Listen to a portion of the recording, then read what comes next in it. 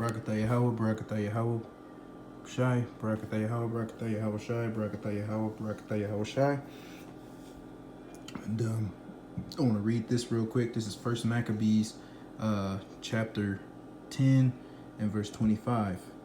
It says, verse 24, it says, "Now Timotheus, whom the Jews had overcome before, when he had gathered a great multitude of foreign forces and horses out of Asia, not a few, came as though he would take Jewry by force of arms. But when he drew near, they that were with Maccabeus turned themselves to pray unto God, and sprinkled earth upon their heads, and girded their loins with sackcloth." So first and foremost, before the brothers even rose up and drew arms, first and foremost, they got on their knees, put sackcloth on their head. Put dirt on their head and sackcloth on their bodies, and they prayed to the Most High to deliver them from that battle, first and foremost. All right, as we read on, we're going to see how he did it. All right, it says, verse 26, "And fell down at the foot of the altar, and besought him to be merciful to them, and to be an enemy to their enemies, and an adversary to their adversaries, as the law declareth. So after the prayer, they took their weapons, and went on further from the city. And when they drew near to their enemies, they kept by themselves. Now the sun being newly risen, they joined both together, the one part having, together with their virtue, their refuge also unto the Lord, for a pledge of their success and victory." All right, so it's saying that they were hoping in, you understand, they were pledging that they were gonna come out victorious in this battle. All right, it says the other side making their rage leader of their battle. All right, so that's talking about Timotheus and his host.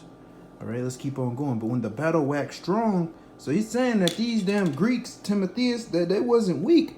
You understand? It says, "But when the battle waxed strong, there appeared unto the enemies from heaven 5 comely men upon horses, with bridles of gold. And 2 of them led the Jews, and took Maccabeus betwixt." So it's 5 men upon horses, 5 angelic horsemen that the Lord sent down from heaven. All right, 2 of them was leading the Jews.